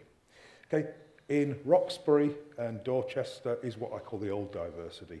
That's largely working class, people of colour, but if I look in Cambridge now, around Kendall Square, around MIT, there are these young people from around the world with PhDs, they're all coming to places like Cambridge, Mass, and they are going and buying $1 million homes with cash. This is the new diversity. These are people who cities are going to want. They want these people because they bring skills. You know, we're actually recruiting from around the world in Cambridge and in Boston. We've got a new innovation district. So, but I don't want to just see diversity as being something that has a dollar value. You know, we need to embrace diversity for more altruistic means. Ben, do you basically agree with that? Yeah, I mean, think of it this way. The great emblem of the diversity of cities is ghettos, which are one at the same time an exemplar of the real diversity of cities and of how, in fact, diversity is broken into forms of segregation and alienation and separation, so that the very thing that creates the diversity also creates the problem for the cities. And, you know, the overcoming of segregation and ghettos and so on has been the big problem of the cities. But what's interesting on the other side is that, I don't know if any of you read de Blasio's or listened to de Blasio's State of the City speech a couple of days ago, but one of the ideas he's introduced, which has been introduced in a number of cities around the world, which has to do with immigration, and that's all about diversity in cities. Do you accept or reject immigration? And this goes along with what Julian said. The reality is that so-called illegal immigrants, undocumented workers, go almost exclusively to cities, which means mayors have a particular issue to face. Their cities are full of people who don't exist according to the national governments. They're not just illegal, they don't exist, because in fact, the national governments still know they're there, and as Obama has proven when he wants to, he can get them out pretty quick. But in fact, they'd rather look the other way. Mayors can't do that, and de Blasio has embraced an idea which I think is very much in the spirit of what Julian was talking about, which is an idea he calls city IDs, which is called broadly city visas, which is to say, these undocumented workers and their families live among us. They go to schools, they have jobs, they use the emergency wards, they get arrested, they commit crimes. We can pretend they're not there the way the national government does, or we can recognize them, acknowledge them, invite them to be citizens, give them local visas, and then ask them to obey the laws and do things properly, and we'll help them do that. And that actually creates a kind of welcome mat, and in the long run might even be a way to national sovereignty. And interestingly, federal governments and national governments, which should say you can't do that, look the other way, because it's a quiet road to integration for people who are actually there, and the recognition of reality by city governments that can be a great way of dealing with diversity constructively. But it seems the question here is whether government can do better in cultivating this diversity. Now, Julian, you were saying that, I mean, there obviously is diversity in cities. That's sort of the hallmark of cities, of city life, but that's not necessarily what politicians in cities do to cultivate. No, I mean, just look at the recent mayoral elections in Boston. I mean, we had a very diverse bunch of candidates, and then we got down to the two Irish boys. You know, that's the way it is. And the irony is, of course, that Irish was a diversity for for a lot of Protestant Americans. Exactly. Irish is a problem. No, all I'm saying is that, you know, there will come a time, and it's coming quite quickly, when mayors, when city officials start to see diversity as being a real asset. And it's about changing your lenses. Look at it slightly differently. And, you know, I think we're beginning to see that now, just beginning to see it, certainly in Cambridge, which is, it's a lot more progressive than Boston City. But we're starting to see it really in terms of, you know, the new industries, the high-tech industries and the biotech industries, as a lot of the PhDs coming in are, you know, people of color from around the world. And there's a, you know, as I say, this is the new diversity, and I think cities really need to look at it seriously and attract these very highly skilled people. And, you know, as Ben said, we are, you know, well, take London. Is London England anymore? It's a cosmopolis. It's a cosmopolitan city. I was there recently. I stay at the same hotel and I go for a run in Hyde Park, run past Kensington Palace. I didn't hear any English voices. I heard every other voice but English.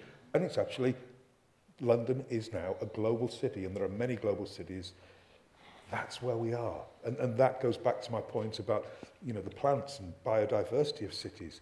We are approaching a cosmopolis where diversity in terms of ecosystem, inhabitants, and diversity in terms of humans is being matched. And we can't stop it, and climate change will only increase it. Well, Arnold, how would you assess how Cook County, how Chicago is dealing with these questions of diversity, especially as it applies to sustainability and environmental issues? Well, government can and should do better. I think if you talk to Toni Preckwinkle, she would say that and demand that. One of the things she does say, and I'll repeat, is a healthy democracy depends on an informed electorate, and not just informed but active electorate. When you vote, just voting is not enough. You have to get active, and so a lot of the folks in this room, believe in that and do that.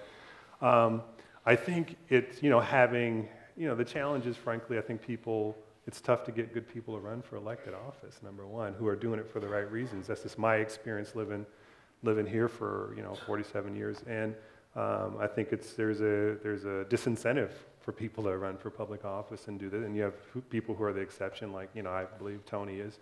But I think you can see that governments can be successful, local governments, the federal government is a whole different ballgame, and how difficult it is to manage, but you can manage local governments in a better way. And I think having diversity in leadership is part of it, so people who understand that to get people out from different communities, it's valuable to have people like that who are sitting in the decision-making seats, who are at the table, and the senior staff are diverse people who bring different perspectives. I think that's something that we really believe in county government, and that I believe with my staff reflects that. But being open to hearing different viewpoints that may be in conflict with your own. And I think if you've already got it figured out in your head and you have a bunch of yes men around you, then you're going to get what you get. And so I think we're doing that, but it's been tough. It's changing culture, and it's getting people to put down their own stereotypes. And, there's a lot of fear about, hey, if we bring a bunch of city kids in from Inglewood and we bring them out to a preserve out in Palos, that something bad's going to happen, And so we have to work through those issues and be prepared to deal with the kids who have never been out in nature before. I think we have to be honest about what the challenges are, but they're not insurmountable. But you do need leadership who gets it and is willing to be forthright and stand up for it.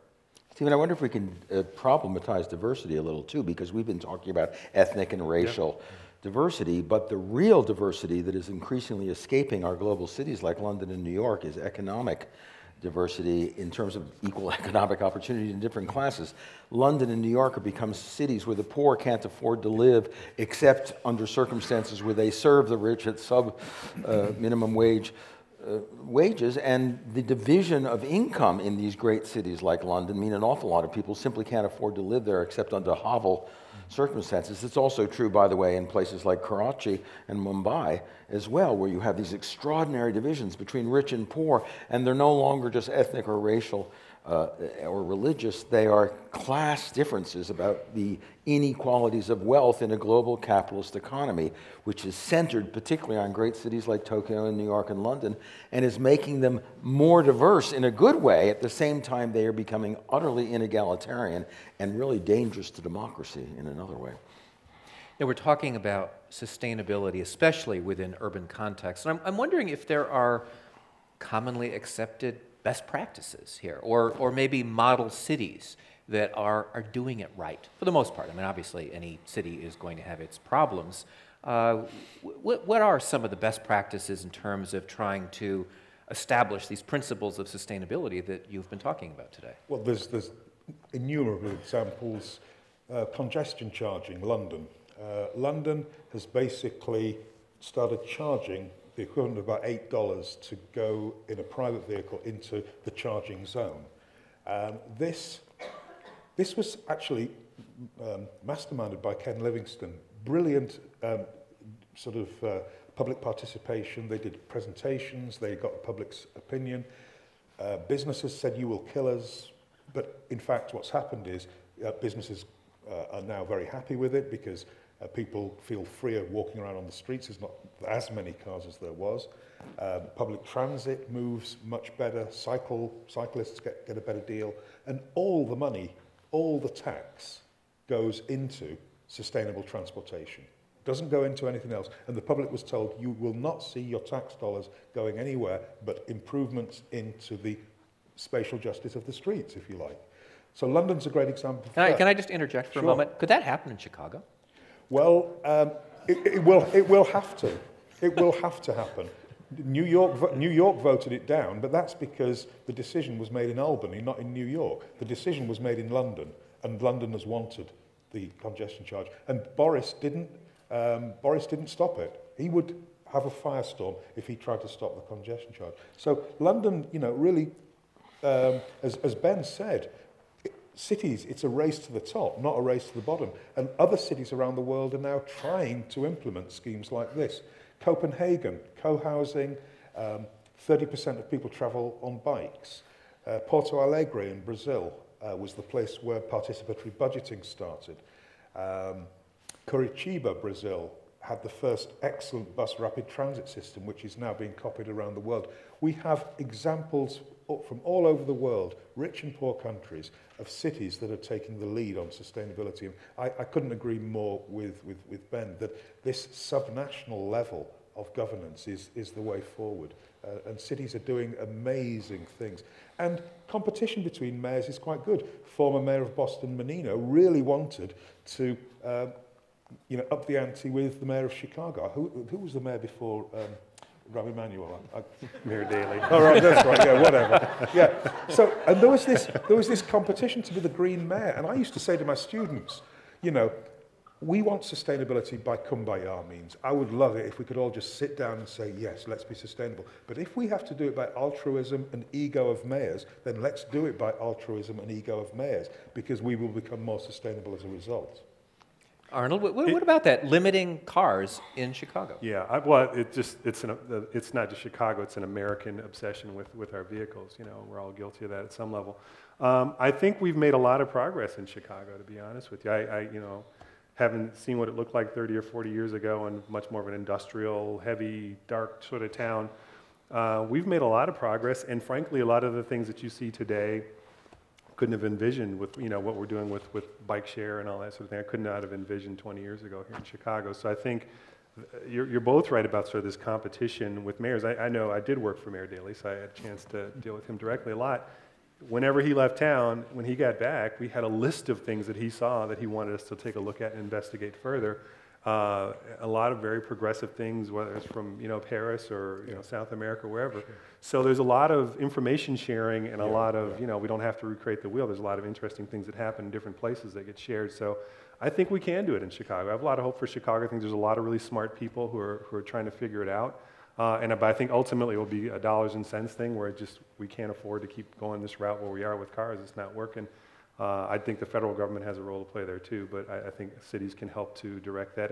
And frankly, senators, U.S. senators and congressmen listen to mayors. They really do. At least in Chicago, they do. And it's been my experience. Yeah. I've been talking to Garcetti, the new mayor of Los Angeles, and de Blasio in New York. Right before Christmas, 15 new mayors were invited to the White House, including Garcetti and Fulop of Jersey City, and de Blasio, and Louisville's new mayor, and a bunch of others. Here's what's interesting. 30 years ago, mayors went to Washington hat in hand, saying, help us, give us money, give us solutions. And you remember the famous New York Post headline, Drop Dead New York, when in the 1970s, New York was looking for a helping hand. Obama invited these 15 mayors to get help from them, to ask them for solutions, to ask them how they could help innovate and provide solutions that the federal government wasn't doing. And by the way, I want to say that one of the things we tend to do is focus on big cities, global cities, New York and London and Frankfurt and Tokyo. But a lot of the action is in mid-sized cities. Check out Louisville, check out Seattle, check out Lyon, Stuttgart, Warsaw, Poland, Milano and Florence, not just Rome, because it's in those middle-sized cities that a lot of experiments are happening, and a lot of these experiences, you mentioned Porto Alegre, but Las Sempre in Brazil, not just Rio and Sao Paulo. So a lot of what's happening in mid-sized cities is setting a standard that is really good and that people are, in effect, imitating one another. Just to sort of come back to this question of cars in cities, one thing we have to think about is, and there are representatives of the millennial generation here. Hands up the millennials. Not you, sir, no. No. We have a sprinkling of millennials.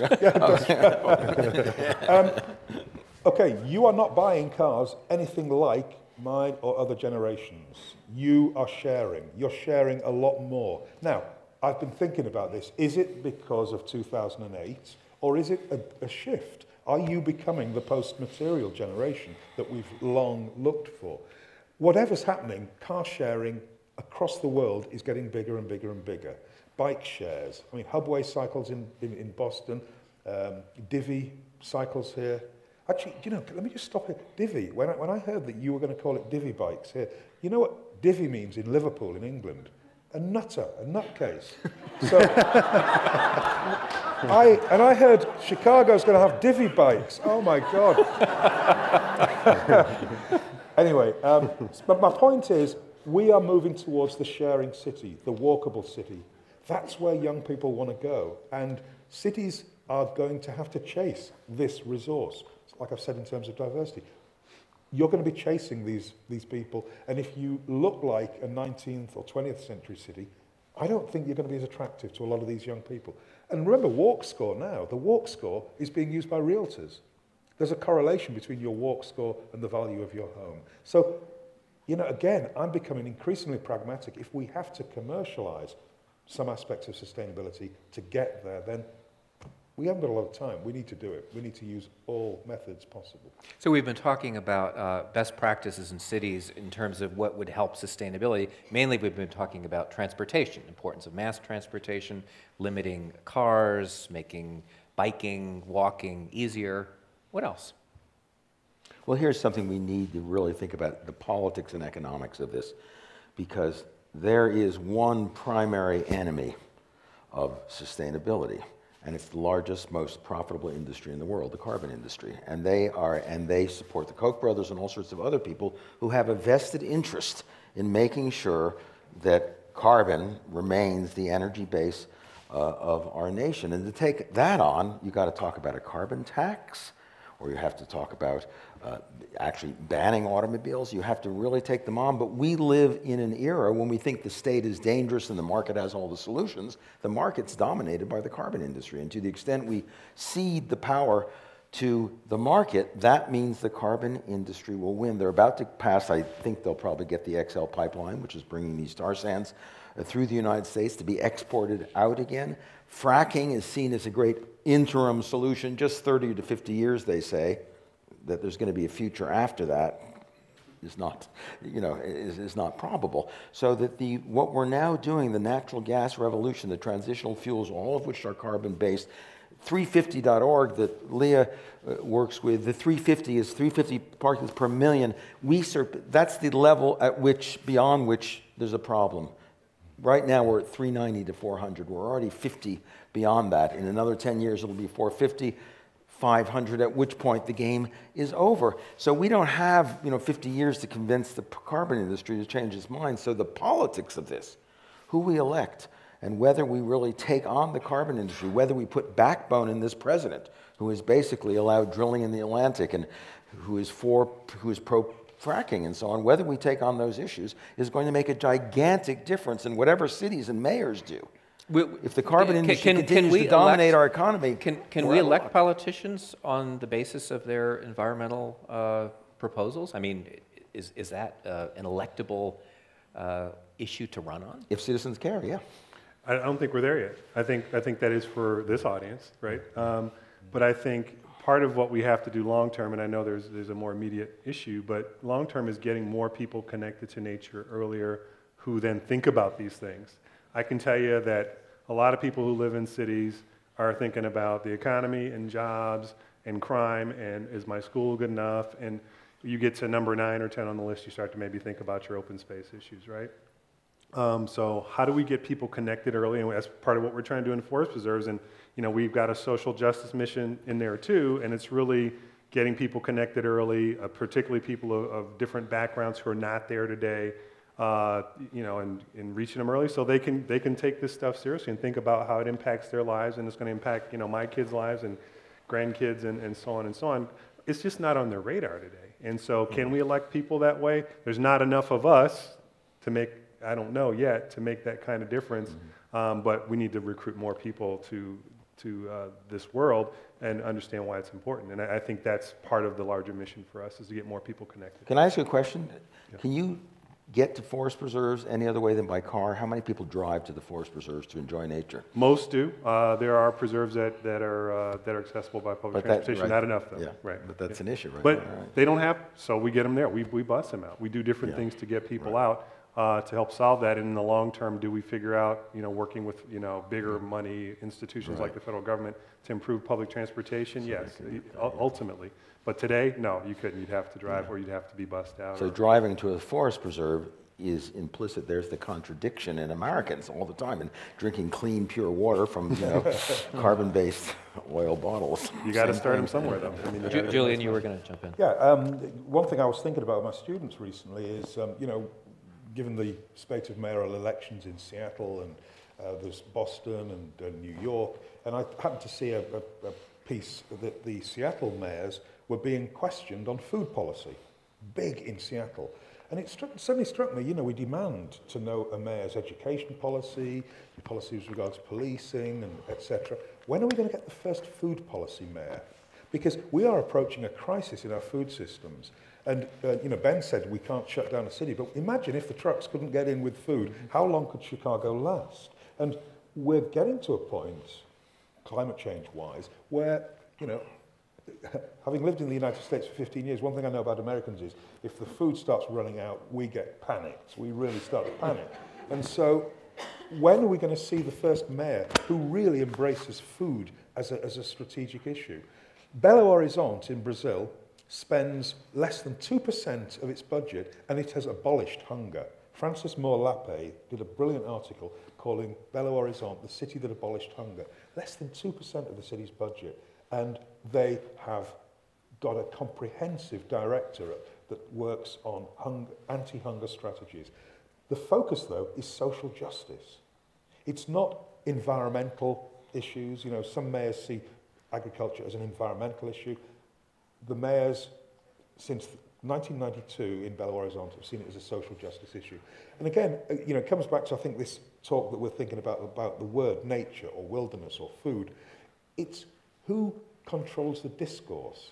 And my argument was that sustainability discourse has been controlled by environmentalists, not by anthropologists or social scientists or people who are in social justice movements. And so I think what we have to do is think about getting mayors to think more broadly about some of these issues, that green roofs is not just about an environmental issue. Green roofs could be good as a social justice issue to help cool homes of people who really need their homes cooled because they can't afford AC. So again, I think my whole sort of work is about trying to broaden the debate so that nature isn't seen as something that little white kids do, but nature's seen as something that all kids do. Getting back to that notion that that notion that a nature deficit disorder is a bad thing for all kids. And I think what we really have to do, and what I've found with my work, certainly in Massachusetts, is, having people who look like you, having people who look like me in nature, positive role models, people who say, this is how I got into this. I started bird watching when I was 9 years old. Look at the colours on that. It's mentoring. And that's the kind of thing we need to see. And that's why I was talking about the need for environmental professionals to match the diversity of our cities. And I joked with people at Massachusetts Audubon Society saying, you don't want to look like the Republican Party, but you do. and they do. They look like the Republican Party. They don't look like Massachusetts. When you're getting something right when your organization looks like the place in which it is practicing. Tweet that, somebody. Tweet it. Quick. Well, I am guessing that there are questions or comments from the audience, and I'd love to throw it open to your questions. And it's very hard to see out here, so if you could maybe bring up the lights in the audience here. There are 2 roving microphones. Thank you very much. And you cannot talk until you have a mic. I'm learning a lot. I'd like to suggest another kind of dichotomy here. As we're talking about another problematization. Thank you. Democracy. You mentioned Louisville. I have a good deal of familiarity with that, and other cities that have attempted mergers. And the result of consolidation is often a radical reduction in electoral opportunities for the populations and a centralization in strong mayor, weak council models that actually limit franchise and democratic participation in formal ways. So I guess in contrast, perhaps, Porto Alegre, in which the participatory budget had a 10-to-1 ratio at the neighborhood level of participants that went on to 100-to-1 participation citywide in these vast conversations that last for months to determine the future of the city. So a very different direct democratic model. So I'm wondering if you could address where the opportunities are for direct democracy as a driver for sustainability versus perhaps a definition of sustainability in terms of efficiency, which justifies bureaucratization, even though it has nice green output. So direct democracy versus more bureaucratic city politics. Thank you. Who wants to take that? The word democracy. I'll be happy to. But I wrote a book called Strong Democracy in the 1980s, which was about participatory democracy and greater engagement. And you're right, you put your finger on a fundamental problem of modern democracy. The larger the scale, the less the participation, the more bureaucracy, the more alienation, the less democracy. And that's why we have a national government designed around representative democracy that doesn't work very well because the representatives are so far away. But the answer is, among others, federalism. I mean, in America, the federal system that decentralizes, that devolves freedoms down to states and localities work. That model should be worked in cities as well. You're right. When cities get larger and larger, more and more centralized, you're going to lose the opportunities for participation and engagement that, for me, define the good city and make it such a great place. That means you've got to have more district jurisdictions. You have to have more devolution. In fact, participatory budgeting works best in districts, not with the mayor saying, here's 10 million for the whole city, but here's $1 million for each of 16 districts. And you guys figure out what you want to do and how you want to make it work. So you've got to, as cities grow in size and population, you've got to devolve the powers and make sure there's a kind of federal structure within it. That's one answer, because cities are, in fact, built on neighborhoods. Even London, in its gigantic size, is still a city of villages. And New York is a village of neighborhoods. And you've got to keep those neighborhoods intact as the central and first instance participatory mechanism. So I think that's how you do it. I mean, the simple answer to your question, not simple at all, good question, is as Jefferson said, the remedy for the deficits of democracy is more democracy. And we have to figure out how to get more democracy, even as we're growing in size, growing in population, which makes democracy more difficult. So it's a great question. It's a question that we have to address if we're going to, as I say, expand the limits of cities so that they're better able to deal jurisdictionally and financially with their problems, but won't they, as you say, then lose the very democracy that makes them desirable? So that's a key and important question. But let's come back to the question of climate change, what we talked about earlier. I mean, can you really deal with climate change at this very local level? Don't you need larger governing bodies to make laws to limit carbon emissions? I think you need both. I mean, take the glee in the US media when China was announced as the biggest carbon dioxide producer. There was glee. One thing the US media forgot to mention was that per capita we're still way ahead of the Chinese. But the second thing, and this is I think more damning, is whose carbon dioxide is that China is producing? It's producing it for all of us. It's the workshop of the world. We all own China's carbon production. And so there's this concept now of the environmental laundry. We are laundering our carbon dioxide through China. Environmental laundering. Tweet. I'm not obsessed, really. But what a great concept, the environmental laundry. We are laundering our carbon dioxide through places like China. And talk about interdependence. I mean, that is a really a big issue. So there's now a whole new area in geographic study of the geographies of carbon governance. And it is coming to the conclusion that we need a global governance around this. We need a strengthened global governance. But we also need city-level working. We need multi-layered approaches, I think, to climate change, which is a wicked issue as such. Government has in my mind, has a responsibility to do things that the market won't do on its own. And that takes leadership. And, you know, I can't answer like these two gentlemen would answer, because they study a lot more than I have, obviously. But I think that if we, as an informed electorate, pursue our agenda with respect to the environment, and we elect people who get it, those kind of decisions get made at city. I've worked with mayors. I'm now working with the county board president. Those type of folks can make policy that will sort of be replicated in other places, because you know, local county governments and cities do look at each other and what they do, and they're looking for new ideas. So I think we can do it at that level, at this larger national scale. I don't know the answer, but I do think there's things that we do at the local level that bubble up into much bigger things over time. Well, there's a lot we can do, and just one specific example, which I didn't give you before. Los Angeles, I mentioned, under Villaraigosa, under the last 6 years, it turns out 40% of the carbon emissions of Los Angeles come not, you'd think, from the freeways, but from the port, which is the largest port in the United States.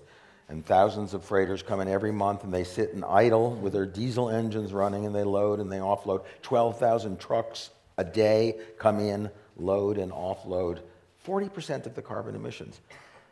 Mayor Villaraigosa developed a program. He asked Obama to help. Obama said, sorry, I can't help. Do it yourself. He did it himself with private-public ventures.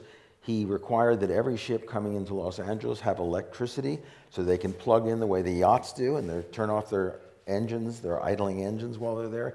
He upgraded the 12,000 trucks and required that they have hybrid engines.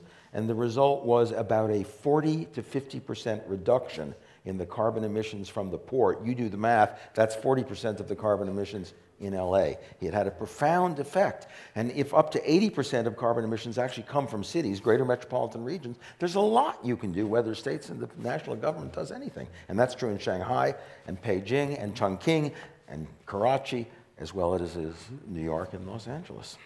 I'll just make another point in addition to the seeming dichotomy between direct democracy and the bureaucracy. Well, you know, the classic case was the transportation programs in New York, which showed that, you know, you had, you know, a mayor that really wanted to get something done. You had a visionary transportation commissioner, Janet Siddiq Khan. You had hugely effective transportation alternatives groups in New York City, and they formed a policy planning coalition like we've never seen. And that coalition really pushed change into the streets of New York. That's one of the areas I think Bloomberg was probably most successful in, was getting his transportation policy through. But he couldn't have done it without this incredible voluntary sector that was really trying to push for change as well. We have many more questions, but we have no more time. Thank you so much for being a wonderful audience, and thank you to the panelists.